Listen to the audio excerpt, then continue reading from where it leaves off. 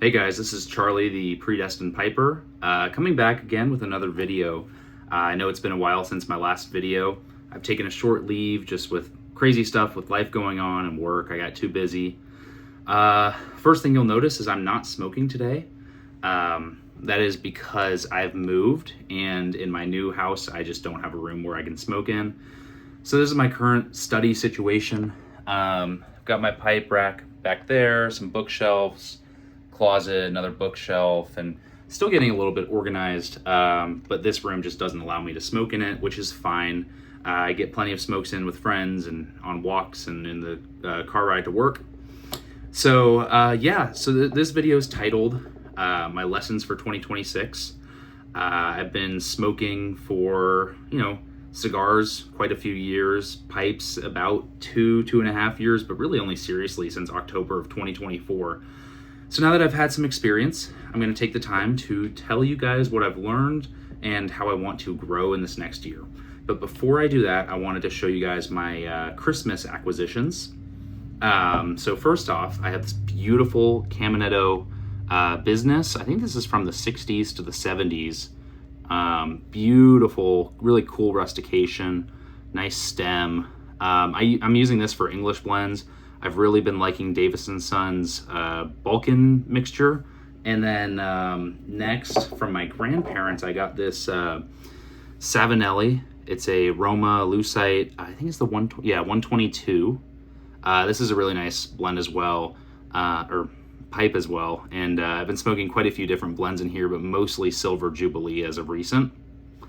And then finally, my lovely wife got me this awesome Braibiba, I think it is, or Braiba.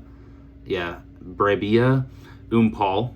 This is an Italian pipe, and I'm on such an Paul kick, so this has been fun. It's got a very large chamber. Sits real nice in the mouth.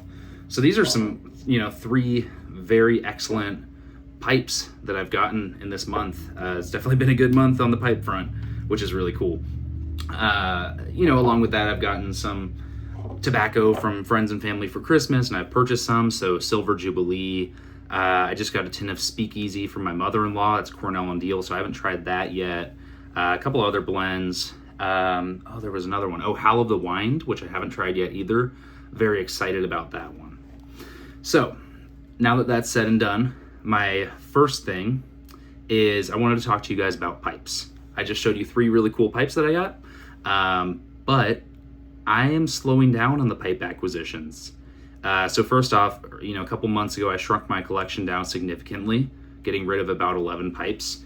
Now, if you'll see back there, there's a 7-pipe rack. There's 2 pipes sitting next to it, as well as a meerschaum pipe. And then there's, another 12 pipes or so, plus the 3 here.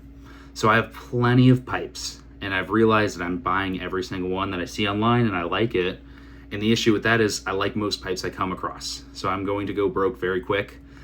So my, coming into this year, my almost New Year's resolution is to not buy a pipe unless I'm buying it in person, from a brick and mortar. So I love going around, and whenever I travel the country, going to different brick and mortars like the Briary, the Country Squire, LJ Peretti, all these different ones. So if I'm going on a trip and I want to commemorate that trip and, have a good conversation with a shop owner, I'll buy a pipe maybe. And then as well as to celebrate a special occasion.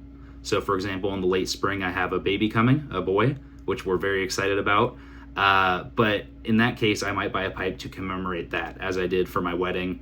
And so, maybe the most common ways I'll be getting pipes these days is commemorating things, or maybe gifts, birthday, Christmas, whatever. Or if I come across something that really excites me, and I spend some time to think about it, then I'll purchase it. But I don't want to be buying pipes left and right. There's so many cool pipes out there, so many wonderful makers, but I have my priorities. I need to eat, I need to have a roof over my head. And it's just not worth it at this point. I have pipes that I'm not even smoking right now because I have so many. Second, I am going all in on Cellaring tobacco, right? So this year, around April, I really started cellaring, which I had never done before. And next to me, I have a very large trunk that I just opened of Probably close to 100 different blends, or 100 different jars or tins or cans. Some of them are repeat blends. With that, I've been cellaring, just to get rid of some tobacco that I don't want right now. Maybe I'll want it in the future. But my biggest goal is to stock up on what I enjoy, right? So there's a few blends that I love the most, whether it's Bayou Morning or Rattray's Marlin Flake or Robert McConnell's Scottish Cake, and all the Presbyterian blends. I just ordered some stuff from LJ Peretti. I really want to be precise with what I'm stocking up on, making sure it is a blend that will age well and also something that I'm going to like and want, not just buying a million different blends. The only other stuff that will find its way into my cellar is, a tin that I bought and tried a few bowls and decided, maybe it needs some age on it, or I just don't have room for it in my current rotation. I'll pick it up later. So then I'll throw it in the cellar and I'll come back to it at a later date. With that, I'm also slowing down on just tobacco in general. At one point, I had about 70 different blends open in jars. I've realized I don't need that. So right now, I'm having about 3 to 6 of each type. So my kind of Virginia-based blends, I'll usually have 3 to 6 of. My blends with Latakia, my English blends, I'll have about 3, maybe 4. And my aromatics the same because I'm not smoking them as much. So I still have a good variety. I can smoke a different blend, for once a day, for every 2, maybe 2.5, 3 weeks. So I'm really good. I just don't need 70 different blends open. I'd rather throw them in the cellar, forget about them, find them in a year or 2 or 3 years, and enjoy them when they have some age on them. So that's kind of it. I'm also just learning to appreciate what I have. I don't need every new small batch. I don't need, every hot blend that everyone, at the end of the year is putting that on their top 10 tobaccos. Maybe I'll select 1 or 2 from someone who I trust and respect. But, like Cornell and Deal does those wonderful small batch releases, which I love. It's really cool. I've bought a lot of them and realized I don't really like them that much, or yeah, they're cool, but they're just not really what I want, and I'm only excited about them because it's a small batch. So I'm thinking right now the only small batch I really have my eyes on is the next release of Sun Bear, because I know that I love this last release so much, and I'm hoping it would be, similar enough to that blend where I can buy a large amount of it to stock up. But beyond that, maybe some Sansa Pulcro. I got Carolina Red Flake this year. I got From Beyond. I got just pretty much every small batch that came out, and I really only liked 2 or 3 of them.